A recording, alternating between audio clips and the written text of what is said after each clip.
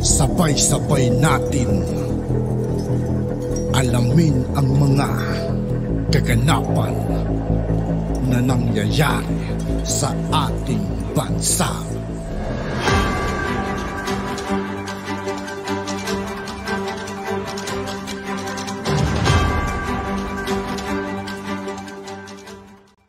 Yo, what's up mga kaibigan? This is I2K po again. Ngayon nandito naman tayo ulit sa channel ni Kapatid Avenage. Dito naman ulit tayo magbibigay ng komento at reaksyon. Kaya samahan nyo guys, let's go!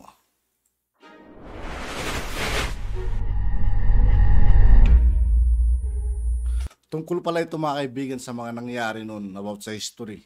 Sa mga nangyari sa ating mahal na Apo Lakay. Kung ano yung mga ginawa sa kanya mga kaibigan. Ang ABS-CBN ay naging bahagi na ng buhay ng maraming mga Pilipino sa nagdaang mga taon.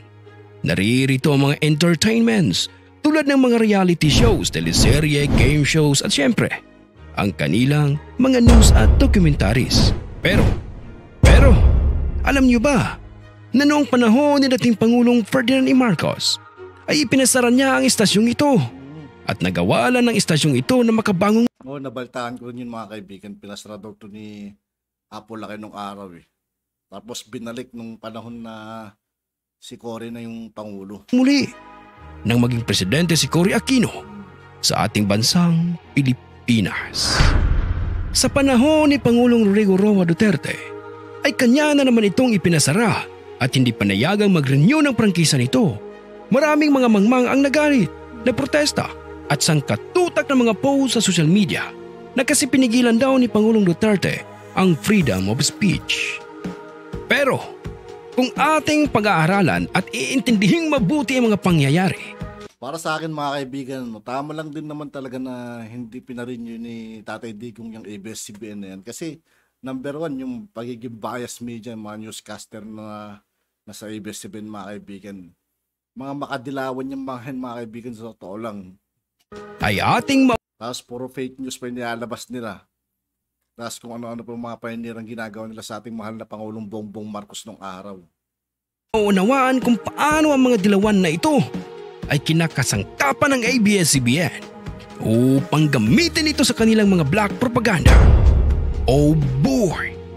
Kaya sa video na ito ay ating iisa-isahin ang mga katarantaduhang ginawa ng istasyong ito at ng pamunuan ito kasabwat ang mga Aquino at Dilawan. Lahat ng yan, dito mo lang malalaman sa channel na ito. Kung mapapansin ninyo ay bias ang pagbabalita ng ABS-CBN. Tulad na lang halimbawa, kapag tungkol sa mga Marcos ang topic, ang lagi nilang inilalabas ay mga biktima kuno ng martial law, human rights violation, at kung ano-ano pang mga bintang na kailanman ay hindi napatunayan. Sa tingin ko mga kaibigan, kahit bumalik siguro ang ABS-CBN ngayon sa panahon ngayon, wala na maniniwala sa mga ibabalita ng mga ABS-CBN. Kasi ang luwang na ng mga kaibigan ng mga social media ngayon, napakadami na andun na lahat yung mga totoong nangyayari dito sa Pilipinas, yung mga nangyayari sa mga gobyerno, di ba? Kaya hindi nila kayang lukuhin ng mga tao ngayon mga kaibigan at gising na gising ng buong sambayanan. Sa harap ng korte, maging ang paraan kung paano nila i-address si dating Pangulong Ferdinand E. Marcos ay mapapansin ang pagkabias nitong istasyon na ito. Sapagkat na imbes na i-address si dating Pangulong Ferdinand E. Marcos bilang dating Pangulo, ay madalas siyang tinatawag ng mga ito bilang dating diktador na makakadagdag sa mga kabataan ngayon ng masamang pag-iisip tungkol kay dating Pangulong Ferdinand E. Marcos. Pero pagdating kay Cory at Ninoy ay bayani ang kanilang bansa. Oh boy! Pagkatapos ng lahat ng kataksilan sa bayan ni Ninoy, paanong nasikmura ng mga ito na tawagan siyang bayani? Isa sa pinakasikat na host ng ABS-CBN ay si Chris Aquino, na kilalang anak na babae ni Cory at Ninoy Aquino, ang madalas maglabas ng kanyang saloobin noon tungkol sa journey daw ng kanyang mga magulang na makamit ang kalayaan. Ayon pa kay Chris sa isang interview, ay utang daw nating mga Pilipino sa kanyang mga magulang ang tinatamasan nating kalayaan. Sino ba ang Tulad yan mga kaibigan. Sino na lang ba naniniwala dyan? Ewan ko, natatawa na lang ako mga kaibigan kung sino man ang tao naniniwala pa dyan. Na tayo magkakaroon tayo ng utang na loob sa kanila. Pinagluloko ng babaeng ito.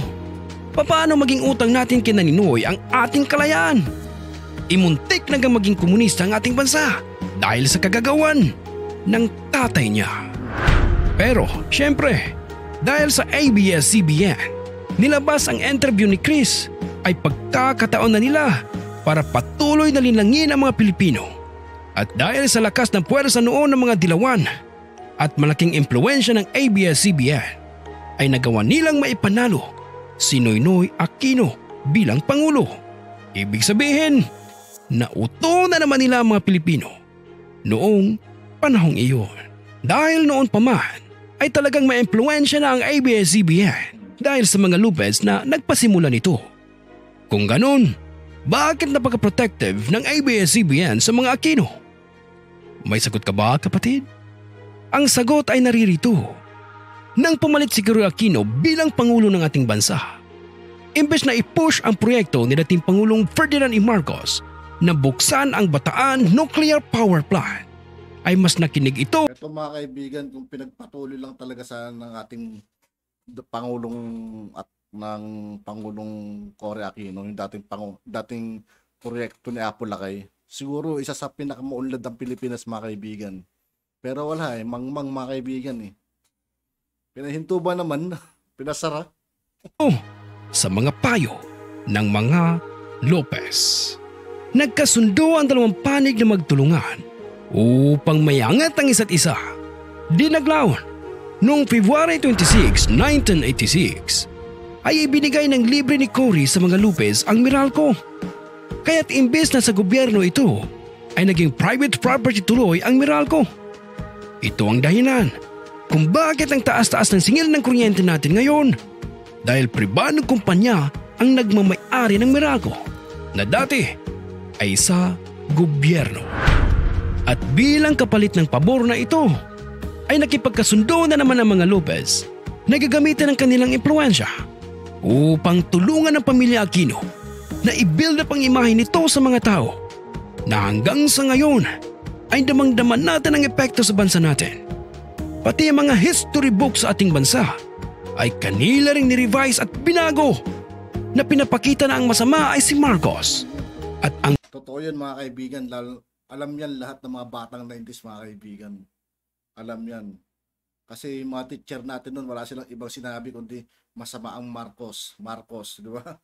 Bayani ang mga Aquino. Hindi pala totoo. ang bayani ay si Ninoy Aquino. Mga minamahal kong kapatid, labis din na dinikdik ng media ng ABS-CBN ang pamilya Marcos sa maraming taon. Sa tulong ng kanilang mga payagan na Daily Inquirer at Rappler, na alam naman natin na sustensyado ng dilawang partido. Kung hindi ito totoo, ay bakit puro biktima kuno ng martial law lang ang kanilang binabalita?